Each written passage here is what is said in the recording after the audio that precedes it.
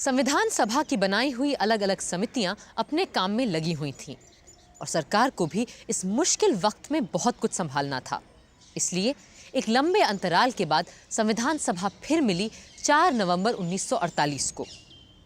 पर इस बीच हुई एक घटना ने सबको हिला दिया था, राष्ट्रपिता महात्मा गांधी की हत्या।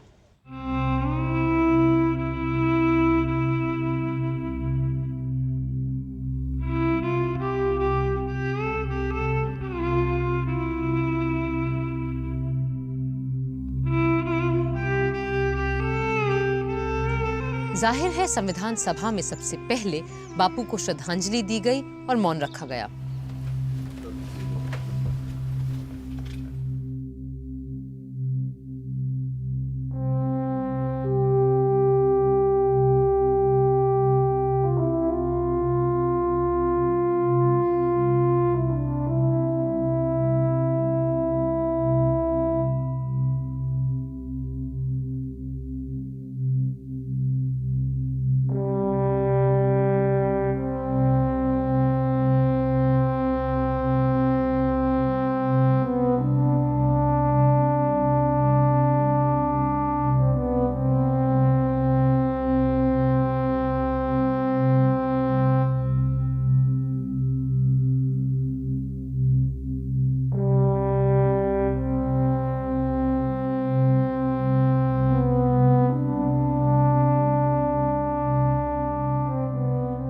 अजीब इत्तेफाक ये था कि इसी बीच कायदे आजम जिन्ना साहब भी नहीं रहे थे।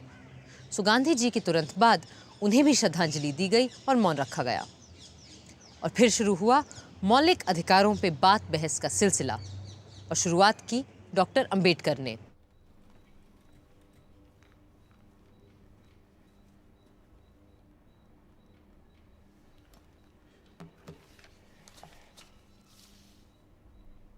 The most criticized part of the draft constitution is that which relates to the fundamental rights. It is being said that the fundamental rights are not fundamental unless they are also absolute rights. In the first place, this criticism seeks to distinguish fundamental rights from non-fundamental rights, which is not sound. The real distinction between the two is that non-fundamental rights are created by agreement between parties, while fundamental rights are a gift of the law. Only because fundamental rights are the gift of the state, it does not follow that the state cannot qualify those laws. पर बहुत से लोगों का मानना था कि नागरिकों को बुनियादी हक देने में बड़ी कंजूसी की गई है। Dr. Ambedkar is a learned professor. And I think the draft constitution is mainly his handicraft. I want to ask him why the fundamental rights, if indeed they are fundamental. Why are they being qualified by putting so many provisos? Either state the fundamental rights clearly, frankly, or omit the whole chapter from the constitution and let the future governments frame the fundamental rights according to the needs of the time.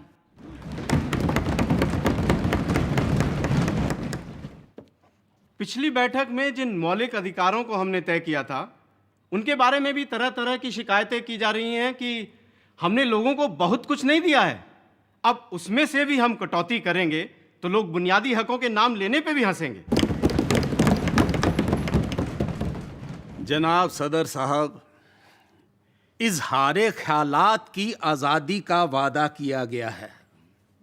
मुल्क भर में आने जाने रहने की आज़ादी भी दी गई है और मन मर्जी से ज़मीन जायदाद खरीदने बेचने की आज़ादी भी मिली है।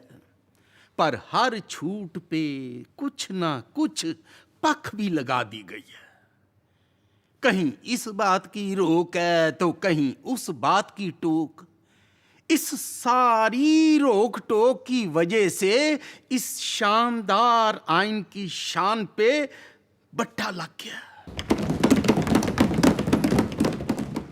सदर साहब, पहला हक जो हर बाशिंदे की मांग है वो है उसकी जान की हिफाजत का हक और उसकी आज़ादी का तहफ़्फ़ुज़। इंसान की अगली बुनियादी जरूरत है पढ़ाई लिखाई, जिसका हमारे इस बुनियादी हुकूक में कोई जिक्र ही नहीं है। इसलिए मेरी तजवीज़ है कि बच्चों के पढ़ने पढ़ाने को हम स्टेट की जिम्मेदारी माने और एलिमेंट्री एजुकेशन को हर शहरी के बुनियादी हुकूक में बाकायदा शामिल करें। उस वक्त तो लारी साहब की बात नहीं मानी गई और शिक्षा को मूल अधिकारों की जगह निदेशक तत्वों के तहत रखा गया। पर अब 6 दशकों के बाद शिक्षा हर भारतीय बच्चे का अधिकार है। लारी साहब जहां भी होंगे आज बहुत खुश होंगे। बुनियादी हकों पे बात जारी रखी यूपी के छोटे से कस्बे संडीला से आई बेगम साहिबा एजाज रसूल ने, जो बड़ी सुलझी हुई और ज़हीन औरत थीं। जनाब सदर साहब, ये निहायत ज़रूरी है कि कम से कम कुछ सिविल आज़ादियाँ हर शहरी को ऐसी मिलें जिन्हें छीनना किसी लेजिस्लेटर के लिए भी नामुमकिन हो। इसीलिए हमारे आइन को चाहिए कि वो इन आज़ादियों को हर सूरत महफूज रखे। मेरे तई ये निहायत ज़रूरी है कि कोई ऐसी कमेटी या एजेंसी बनाई जाए जो इस बात पर नज़र रखे कि जो फंडामेंटल राइट्स हमने दिए हैं और जो डायरेक्टिव प्रिंसिपल्स हमने तय किए हैं, उन मंसूबों को सारे सूबों में लागू किया जा रहा है या नहीं।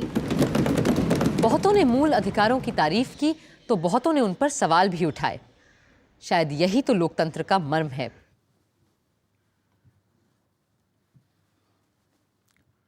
Sir, there are 2 novel things that are not there in any of the constitutions of the world. First of all, the eradication of untouchability. As a member of the so-called Harijan community, I welcome it. The second feature is the abolition of forced labor, begar.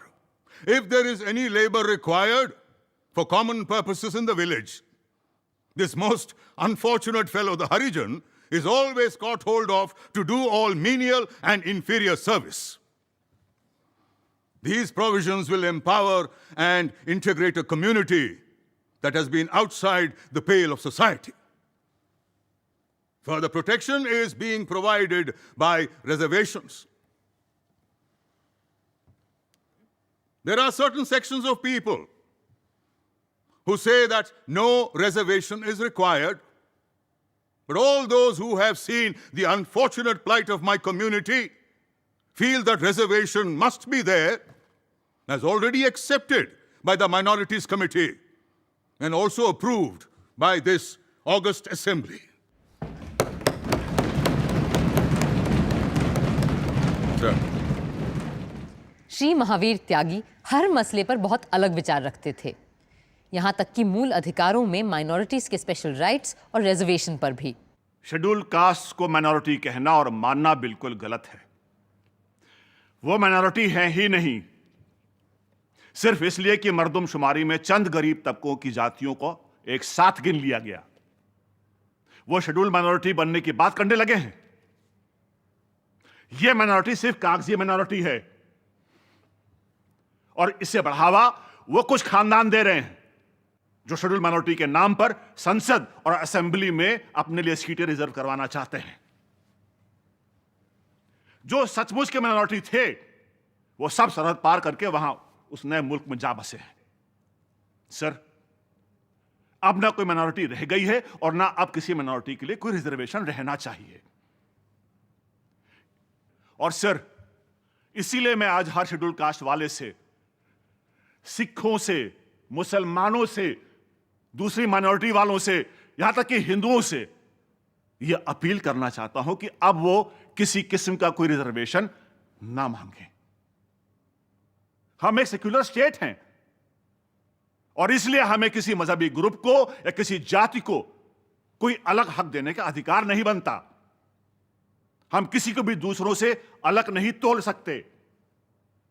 हमारे लिए सब बराबर हैं।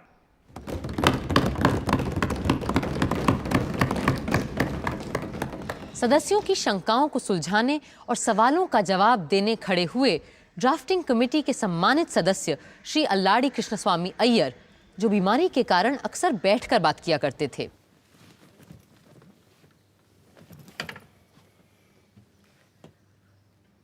The great problem in providing for and guaranteeing fundamental rights in any constitution is where to draw the line between personal liberty and social control. True liberty can flourish only in a well-ordered state, and when the foundations of the state are not imperiled. The problem of minorities has been solved by common agreement in a manner satisfactory to the various parties concerned, and the draft constitution merely seeks to give effect to the agreement reached. ज्यादातर लोगों ने इजहार ख्याल की आज़ादी के सिलसिले में सिर्फ राजनीतिक विचारों को सामने रखने के बारे में ध्यान दिया, एक्सप्रेशन या अभिव्यक्ति के दूसरे आयामों पर नहीं। उपाध्यक्ष महोदय, क्लॉज 13 को अगर रास्ते पे चलने वाला आदमी भी पढ़े तो समझेगा कि देश के अंदर स्वराज आ गया है और हर इंसान को इसमें फ्रीडम मिल गई है। मगर आगे चलकर सब क्लॉज 2, 3, 4, 5 और 6 को वो पढ़े तो वो समझ लेगा कि देश के अंदर अभी स्वराज नहीं आया है। इस हाउस के बहुत सारे सदस्य जानते हैं कि सन 1941 में फ्रीडम ऑफ स्पीच और एक्सप्रेशन के लिए महात्मा गांधी जी के नेतृत्व में हम लोगों ने व्यक्तिगत सत्याग्रह किया था और इस देश के हजारों नहीं लाखों लोगों को जेल के अंदर सड़ना पड़ा था। उस समय हम ये सोच रहे थे कि जब हमारा राज आएगा तो इस देश के हर नागरिक को फ्रीडम ऑफ स्पीच और एक्सप्रेशन मिलेगी। मैं आपको बताना चाहता हूं कि प्रांतीय सरकारों ने अभी बहुत से कानून बनाए हैं कि लोग आपस में बातचीत नहीं कर सकते और 5 या 7 आदमी इकट्ठा नहीं हो सकते, और जैसा ये क्लॉज इस समय है उसी तरह से अगर पास हो गया तो सब समाप्त हो जाएगा। वहीं सेठ दामोदर स्वरूप ने प्रेस की आजादी की बात भी उठाई। सर, यह आर्टिकल जिस तरह यहां आया है उसे बड़ी गड़बड़ तरह से लिखा गया है। एक बात जिसका यहां कोई जिक्र ही नहीं है वो है प्रेस की आजादी। मेरे ख्याल से महोदय यह तर्क दिया जाएगा कि प्रेस की आजादी भी क्लॉज ए में ही निहित है, जिसमें बोलने और अभिव्यक्ति की आजादी की बात कही गई है। पर महोदय, मेरा कहना है कि आज का युग अखबार का युग है। प्रेस प्रतिदिन शक्तिशाली होता जा रहा है, इसलिए यह आवश्यक है कि हम प्रेस की आजादी की बात अपने संविधान में साफ साफ और अलग से लिखें। सिर्फ प्रेस ही नहीं, आज टीवी और इंटरनेट में भी इजहार ख्याल की आज़ादी पर सवाल उठते रहते हैं। संविधान बनाते समय ही कॉन्स्टिट्यूशन को बनाने की लंबी प्रक्रिया के बारे में शंकर्स वीकली में छपे एक कार्टून को लेकर अभी हाल ही में कुछ लोगों ने अभिव्यक्ति की आज़ादी पर प्रश्न चिन्ह लगा दिए। हालांकि तभी प्रोफेसर के.टी. शाह जैसे विद्वान ने किसी भी माध्यम में अभिव्यक्ति की आज़ादी को सुरक्षित रखने की तरफ सबका ध्यान आकर्षित किया था। I beg to move that citizens shall have right to freedom of speech and expression, of thought and worship, of press and publication. Sir, मुझे नहीं पता कि बोलने की स्वतंत्रता को अभिव्यक्ति की स्वतंत्रता से अलग क्यों रखा गया है। मेरे विचार में तो बोलने और अभिव्यक्ति की आज़ादी एक दूसरे के बराबर की चीज़ें हैं। हाँ, पर शायद ऐसा इसलिए किया गया हो कि अभिव्यक्ति के दायरे में तस्वीरें और अन्य कला माध्यमों की चीज़ें भी आ जाती हैं जो शब्दों से अलग और बढ़कर हैं। पूरी बहस का जवाब देने खड़े हुए doctor Ambedkar. It has been said that the fundamental rights do not speak of the freedom of the press. In my judgment, the press has no special rights which cannot be exercised by the citizen in his individual capacity. The editor of a press or manager are all citizens, and therefore, when they choose to write in newspapers, they are merely exercising their right of expression. And in my judgment, therefore, no special mention is necessary for freedom of the press at all. अगर अधिकतर लोग आम आदमी की सोच रहे थे, तो कुछ लोग आदमी से ज्यादा औरतों की सोच रहे थे, और शायद जरूरत से भी ज्यादा। Sir, a lot has been said about common man. But in the draft constitution, there is no mention of women. I think the peculiar composition of the drafting committee, which consisted of people who have no domestic relations with women, made them nervous about touching on that point. Sir, from my experience as a parliamentarian and a man of the world, I think it would be wise to provide for a woman's constituency.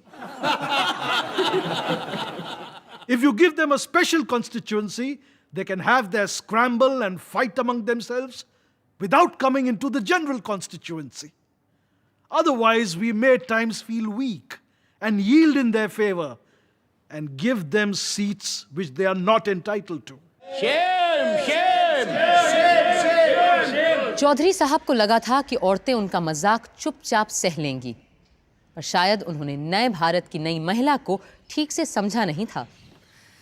Sir, the last speaker, Shri Rohini Kumar Chaudhary, the erstwhile champion and defender of women, who is against removing their social disabilities, spoke about special electorates for women.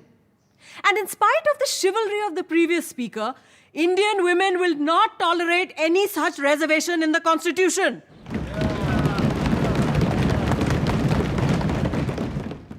जनाब, एक औरत होने के नाते मुझे सबसे बड़ी मसर्रत ये है कि हमारे आइन में सेक्स की बुनियाद पे मर्द औरत के बीच कोई भेद नहीं किया गया है, और मुझे यकीन है कि आने वाले वक्त में हमारे देश की औरतें नए संविधान से बराबरी के बर्ताव का पूरा भरोसा रख सकती हैं।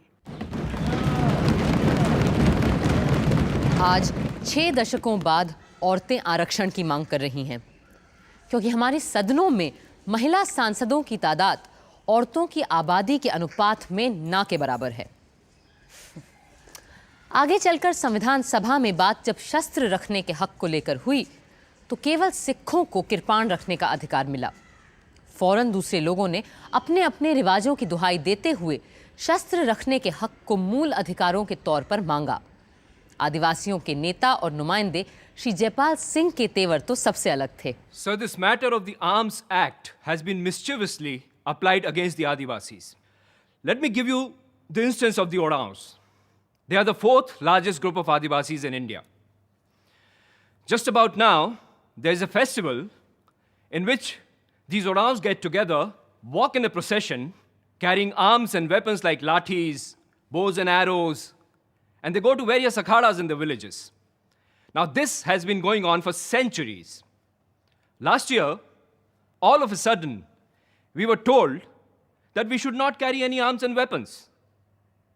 Now, I don't mind pointing out, there are several members sitting here who are from Bihar.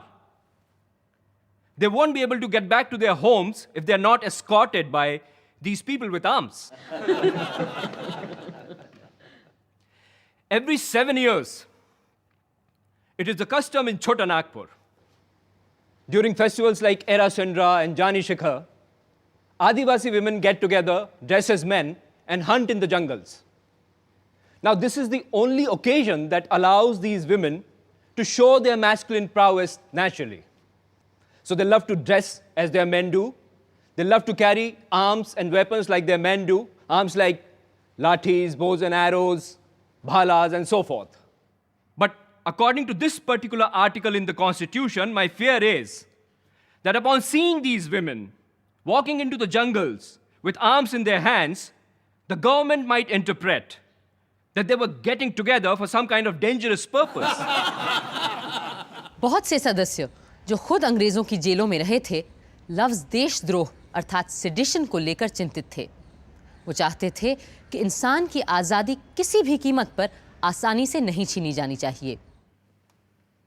Sir, when the British were ruling, they often kept people in custody without bringing them to trial. We cried until we were hoarse that this went against a person's fundamental rights. Sir, this is a sacred right and it must be protected. It is said, emergencies may arise, where this right may be denied. Even when emergencies arise, the High Court must have the power to ensure that the man is kept in detention only after proper trial. I would therefore request this assembly to see that provision is made in the fundamental rights that the liberty of every subject is protected.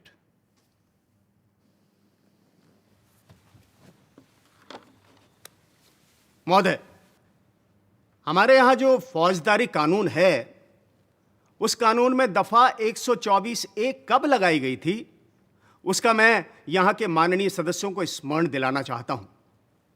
उन्हें याद होगा कि वह दफा लोकमान्य बाल गंगाधर तिलक को सजा देने के लिए खास तौर से बनाई गई थी।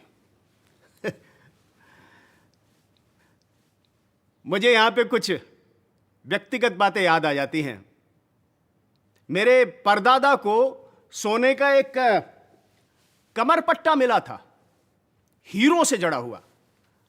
उसको सन 1857 में अंग्रेज सरकार को मदद देने के लिए दिया था और उस पर लिखा था, in recognition of his services during the mutiny in 1857। मैंने 1930 के सत्याग्रह में अपने भाषण में कहा था कि मेरे परदादा ने जिस सरकार को स्थापित करने के लिए सहायता देकर पाप किया था, उस पाप का प्रायश्चित उनके पड़पोते ने उस सरकार को उखाड़ने का प्रयत्न करके किया है।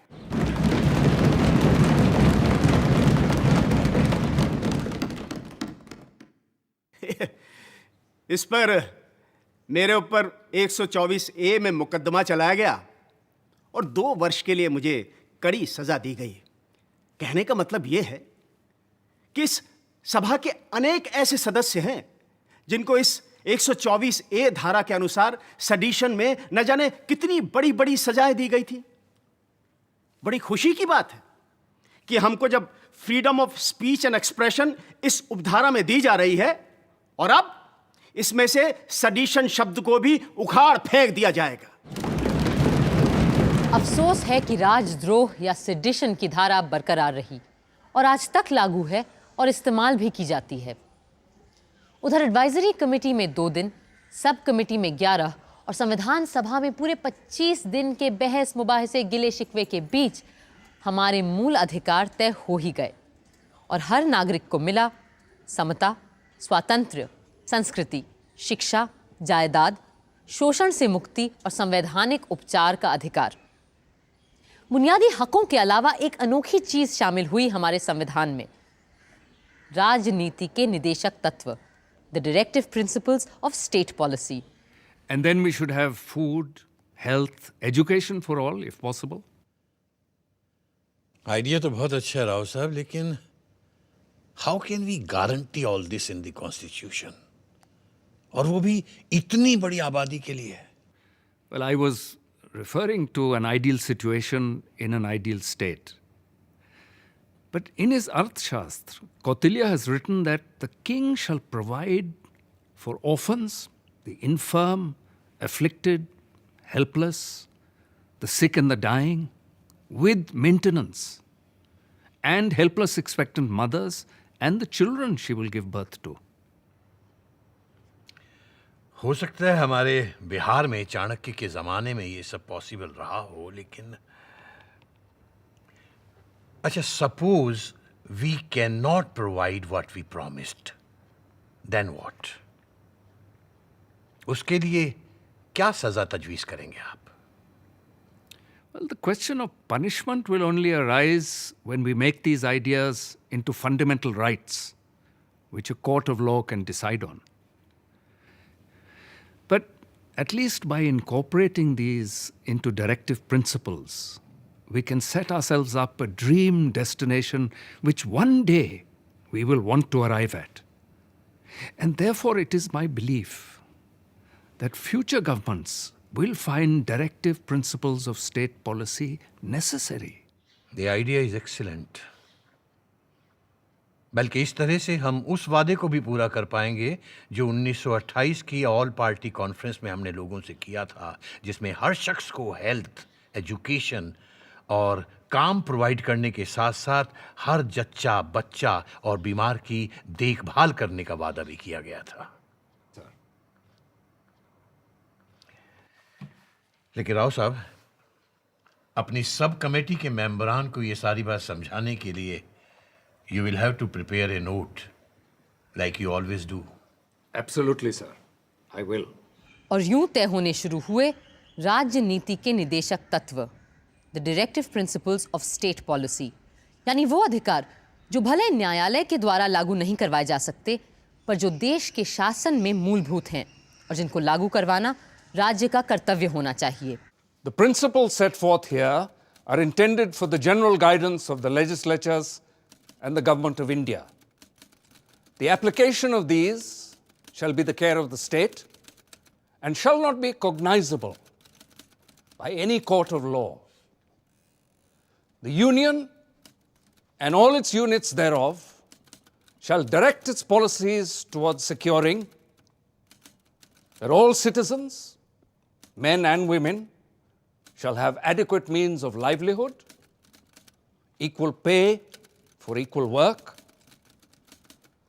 that all workers, children, and women shall not be abused and exploited because of economic necessity, that the ownership and control of material resources of the community are so distributed as best to subserve the common good. और हर मजदूर को, वो चाहे कारखाने में काम करता हो या खेत खलिहान में, इतना रोजगार तो मिलना ही चाहिए कि वो अपना जीवन यापन कर सके और ढंग की जिंदगी जी सके, जहां उसे समाज और संस्कृति से जुड़ने की फुर्सत भी मिले। और ये कि विवाह सिर्फ औरत और मर्द दोनों की हामी से ही हो और वैवाहिक जीवन में दोनों की बराबरी की मर्जी चले और दोनों के समान अधिकार हों। ये शायद संभव न हो पाए क्योंकि हमारा समाज अभी इतना विकसित नहीं है कि the directive principles of state policy एक कुतुबनुमा की तरह हमें बताते रहते हैं कि देश और समाज को आदर्श रूप से किस दिशा में जाना चाहिए। इन दिशा निर्देशों पर भी बहुत सोचा संविधान सभा के सदस्यों ने। The state shall make no discrimination against any citizen on grounds of religion, race, caste, and language. And what about sex? What sex? Gender. I want the word sex also to be included here. असमानता हटाने की बात करते वक्त आप लोग औरत और मर्द के बीच की असमानता हटाने की बात करना क्यों भूल जाते हैं? Then we can say that no discrimination shall be made on grounds of religion, race, caste, language, and sex. But discrimination for women means discrimination against men, isn't it? But how? Suppose you have a park solely for women, which is paid for by public funds, then it will be considered illegal if you say no discrimination shall be made on ground of sex. Yes. For example, we cannot make a tank only for Muslims. It will be illegal because it discriminates on grounds of religion.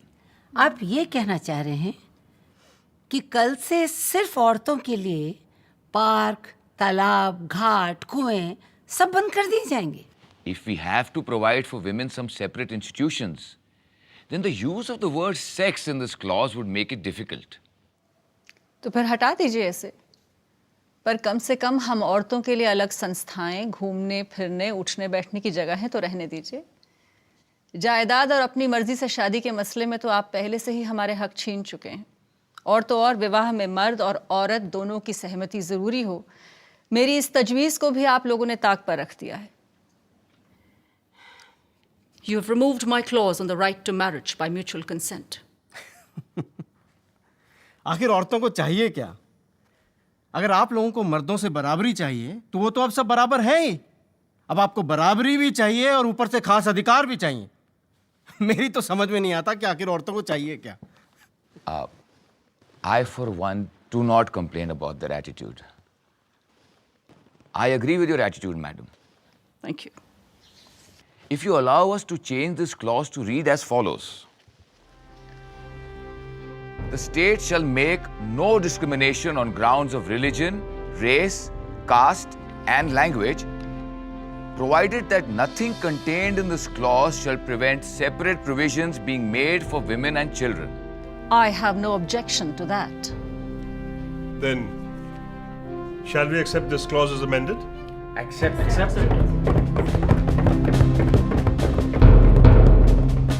Doctor Ambedkar ने सभा में संविधान का मसौदा पेश करते हुए राजनीति के निदेशक तत्वों के बारे में लोगों को बताया। In the draft constitution, the fundamental rights are followed by what are called the directive principles. It is a novel feature in a constitution framed for parliamentary democracy. Directive principles are like instruments of instructions. The inclusion of such instructions in such a constitution becomes justifiable for another reason. The draft constitution is not a contrivance to install any particular party in power, as has been done in some countries. Who should be in power is left to be determined by the people. But the group that captures power will have to respect the directive principles. They cannot ignore them. Their breach may not be answerable in a court of law, but will certainly be answerable to the electorate at election time. Sir, as the Honorable Law Minister himself candidly admitted, the directive principles of state policy cannot be enforced in a court of law. They are pious and superfluous. If no legal remedy is provided, sir, it would be absolutely wrong to insert the so-called rights in the statute. I submit, if these principles of purely directive character be at all introduced in a statute, then I think there are other principles also which should equally be introduced. Say, for instance, don't ill-treat your neighbor. Don't tell a lie. There are 10 commandments in the Bible. Then there are other commandments in various other religions. And from practical life, they should also be introduced on the same principles.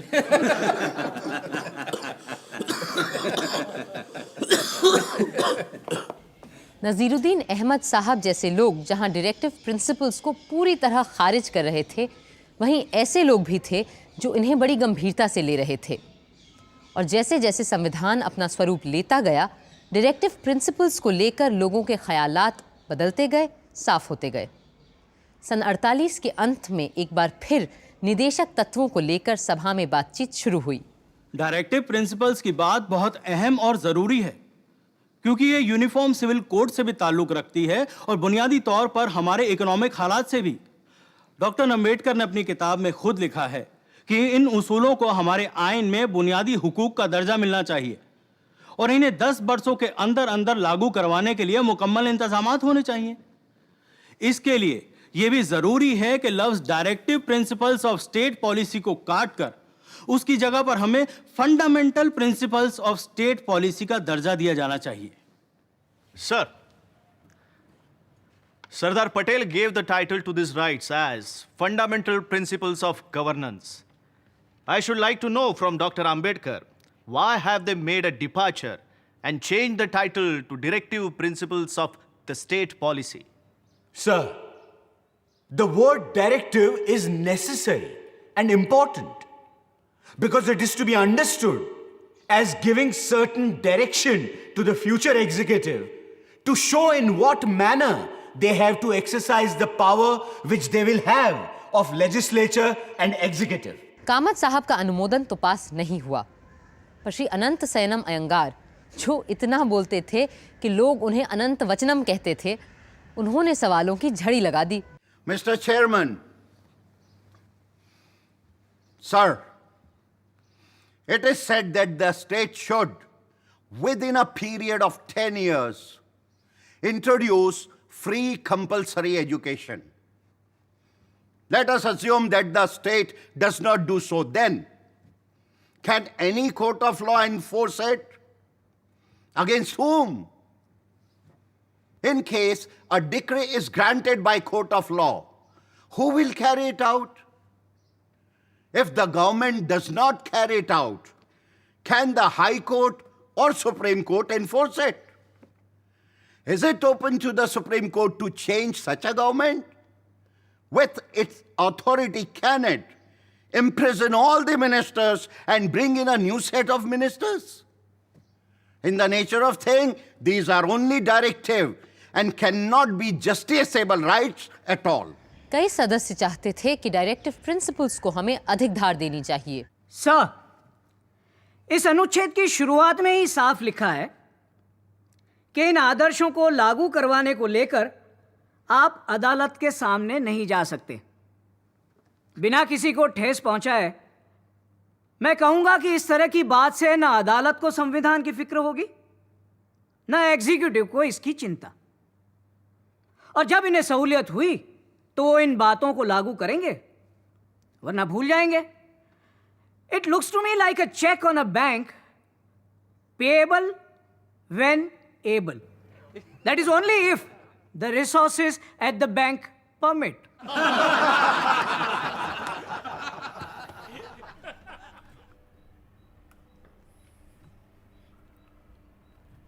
यह हमारे संविधान का एक बहुत ही अहम मुद्दा है और ये सिद्धांत हमें बार बार उन उसूलों की याद दिलाते हैं जो हमारे संविधान में शुरुआत से ही हैं, उसकी आत्मा में ही बसे हैं। इसलिए मैं गुजारिश करूंगा अपने दोस्त केटी शाह से कि वो इसकी मुखालिफत ना करें और अपने अमेंडमेंट पर ज़्यादा जोर न डालें। कुछ लोग इन डायरेक्टिव प्रिंसिपल्स को एक खास राजनीतिक रंग देना चाहते थे। सर, यह जग जाहिर है कि हमारा जो समाज है उसे एक पूंजीवादी समाज ही कहा जाएगा और इस समाज में शोषण करने वाले और शोषण सहने वाले दोनों एक साथ रहा करते हैं। इसमें शोषण करने वाले स्पष्ट है कि शोषित वर्ग को दबाकर ही रखते हैं। इस किस्म के समाज में असली जनता की भलाई न हो पाएगी न कायम रहेगी। उनकी भलाई तभी संभव हो पाएगी जब शोषण करने वाले वर्ग को ही समाप्त कर दिया जाए, और यह तभी मुमकिन होगा जब हम स्थापना कर सकें एक समाजवादी गणराज्य की। कईयों को यह सूरत बिल्कुल मंजूर नहीं थी। सर, क्या इन प्रिंसिपल्स का मकसद यह है कि इस मुल्क की सियासी पार्टियों को किसी खास तरह के उसूलों और सियासी प्रोग्राम तक महदूद रखा जाए? इसे जमहूरियत नहीं कह सकते, खास तौर से वो जमहूरियत जिसका हमारे यहां तस्वुर किया गया है, यानी पार्लियामेंट्री डेमोक्रेसी, जिसमें आवाम की तरफ जवाबदेही होती है। यह कॉन्स्टिट्यूशन महज एक फरमा है जिसे जो भी पार्टी सरकार की जिम्मेदारी संभाले इस्तेमाल कर सकती है ताकि वो अपने प्रोग्राम, ख्यालात और उसूलों के मुताबिक उसे ढाल सके। शराब और नशेबंदी को लेकर बड़ी स्पिरिटेड नोकझोंक हुई सदन में, क्योंकि वहां दोनों किस्म के लोग मौजूद थे, पीने वाले और शराब से नफरत करने वाले। ऐसे में लोगों का थोड़ा बहुत बहक जाना तो लाजमी था। मुझे हैरत है कि जिस तरह से हमने अपना आइन लिखा है, इसमें नशाबंदी, दारूबंदी और शराब बेचने बनाने के बारे में कुछ कहा ही नहीं गया है। एक नया आर्टिकल हमें डालना चाहिए जिसमें यह साफ लिखा होना चाहिए कि स्टेट ये देखेगा कि शराब और दूसरी नशे की चीजों को बनाने, बेचने, लाने, ले जाने और पीने पर पूरी तरह से रोक लग सके। जनाब, मुझे उर्दू का एक शेर याद आता है, अगर इजाजत हो तो आप सबके सामने पेश करना चाहूंगा। इरशाद फरमाएं। इलाही हमसे मैखारों को वो दुनिया अता होती जहां हुक्मन पिया करते, ना पीते तो सजा होती। मेरा कहना है कि हमारे संविधान में अगर शराबबंदी नहीं है तो इसमें गांधी जी भी नहीं है, क्योंकि जहां मैं और मदिरा होगी वहां गांधी जी नहीं हो सकते, और जहां गांधी जी होंगे वहां दारू नहीं हो सकती। और मुझे इस अमेंडमेंट से नहीं बल्कि उस जगह से एतराज है जहां संविधान में मेरे काबिल दोस्त इसे लाना चाहते हैं। पहली बार श्री महावीर त्यागी की बात से एक मत हुए doctor Ambedkar. If it is this matter of prohibition, then it has been agreed between myself and Mr. Tyagi that he will move an amendment, and I propose to accept his amendment. So the matter may be postponed until then.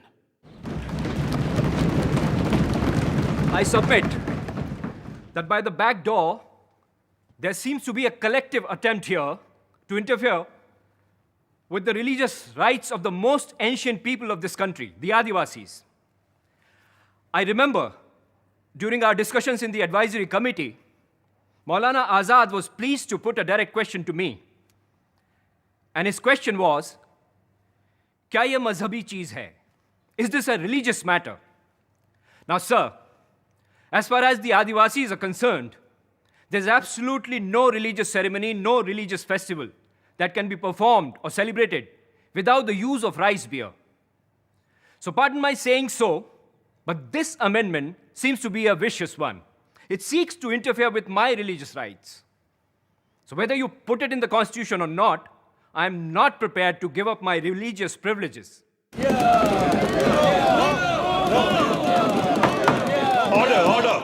पर इन सब बातों के बीच एक बड़ी अजीबोगरीब आवाज उठ खड़ी हुई। उड़ीसा से आए थे श्री लक्ष्मी नारायण साहू।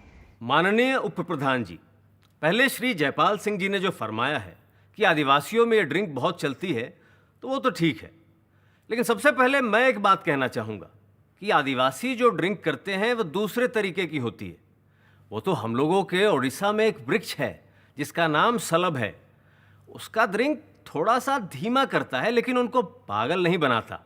अब जिस दिन से इस हिंदुस्तान में, जैसा माननीय केशव चंद्र सेन ने कहा है, the two great gifts of Britishers to India are on the one hand the Bible and in the other hand the bottle. Shri Jaipal Singh जैसे लोग जो रिलीजियस फ्रीडम की बात करते हैं वो ऐसा मत कहें। हमारे देश में सती की रिलीजियस फ्रीडम थी, वो आज कहाँ चली गई? हमारे आदिवासियों में ह्यूमन सेक्रीफाइस जायज़ थी, लेकिन आज वो बुरी प्रथा मिट गई। आज गवर्नमेंट हमें ह्यूमन सेक्रीफाइस नहीं करने देती, और जो आदमी स्कूल में पढ़ने जाए उसे दारू नहीं पीनी चाहिए, क्योंकि पढ़ना और दारू पीना दोनों अलग अलग करना चाहिए। जो आदमी पढ़ता है वो दारू नहीं पीता। डॉक्टर अंबेडकर को ही पीने वालों और न पीने वालों में बीच बचाव करना पड़ा। Even though a state may apply its own law regarding prohibition in any part of the country, it has no right to make it applicable to tribal areas without the consent of their district and regional councils. गो रक्षा को लेकर बहुत से सदस्य बड़े बेचैन और उत्तेजित थे, और जब पंडित ठाकुर दास ने प्रस्ताव रखा कि दूध देने वाली गायों और उनके बछड़ों के वध का निषेध होना चाहिए, तो सेठ गोविंद दास फौरन उछल गए। महोदय, पंडित ठाकुरदास यह चाहते हैं कि गायों का और दूसरे उपयोगी जानवरों का वध निषेध हो। इसका यह अर्थ होता है कि अनुपयोगी गायों को काटा जा सकता है।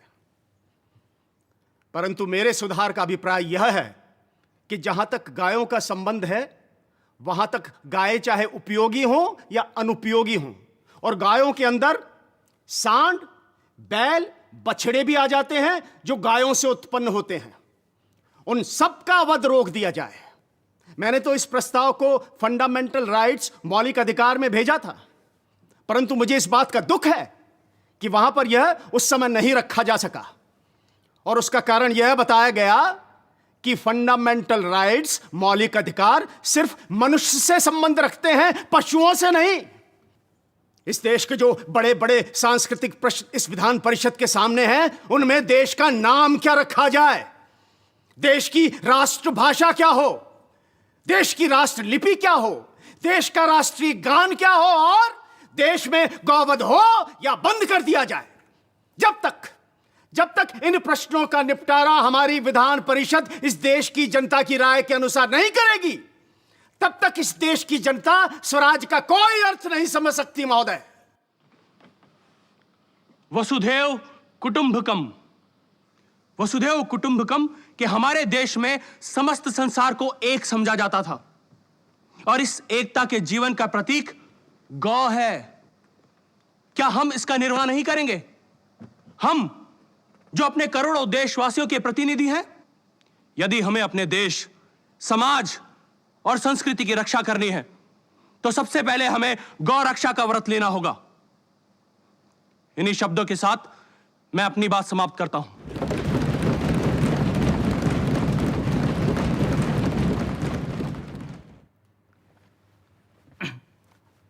महोदय, कुछ लोग मेरे पास आए और बोले आप गायों को बचाना चाहते हैं और चाहते हैं कि गौ रक्षा को संविधान के मौलिक अधिकारों में शामिल किया जाए। तो ये मौलिक अधिकार इंसानों का अधिकार होगा या गायों का संवैधानिक अधिकार माना जाएगा? मैंने उन्हें जवाब दिया और कहा, मान लो कि बात अगर गाय की नहीं तुम्हारी मां को बचाने की होती तो तुम उसे किसका मौलिक अधिकार कहते? वो तेरी मां का अधिकार होता या तेरा? बोलो। मेरे लिए मेरी मां की रक्षा, मेरी पत्नी की रक्षा, मेरे बच्चों और परिवार की रक्षा उसी तरह मेरा मौलिक अधिकार है जैसे कि गाय की रक्षा।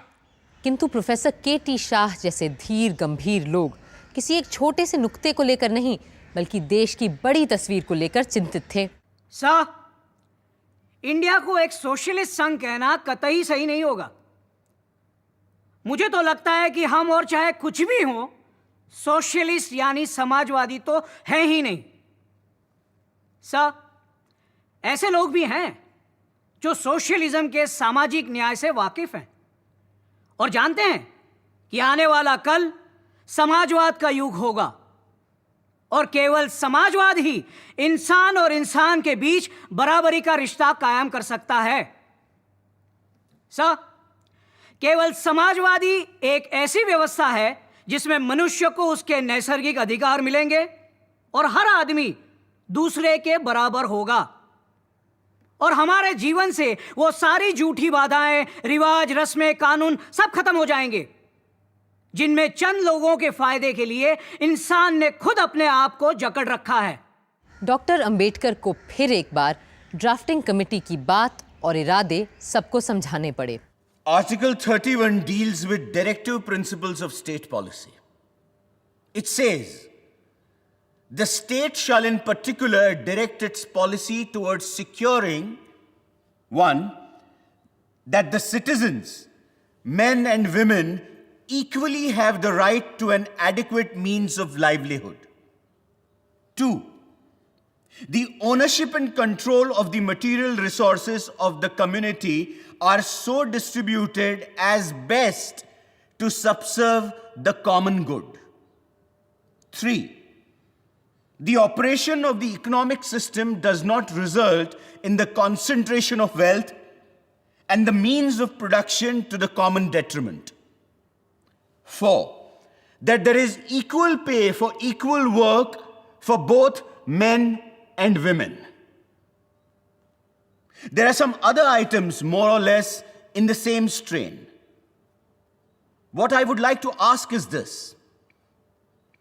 If these directive principles to which I have drawn attention are not socialistic in their direction and content, I fail to understand, can socialism be any more than this?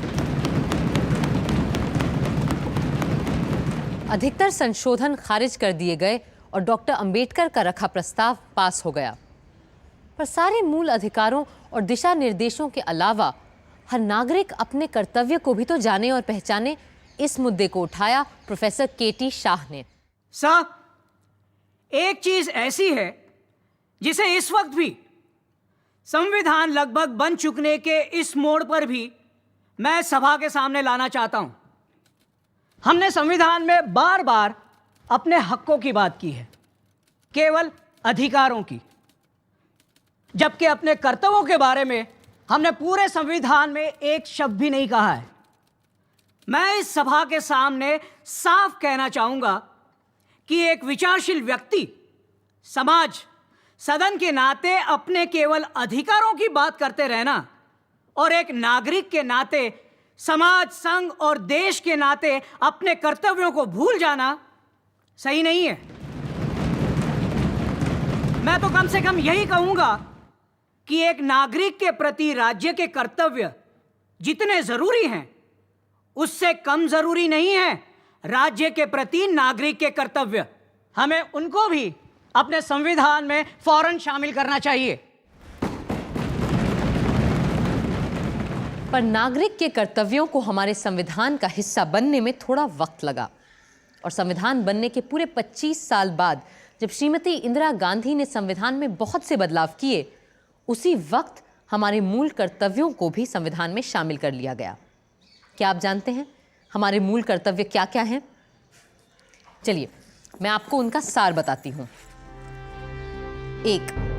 संविधान का पालन, उसके आदर्शों और चिन्हों का आदर। 2.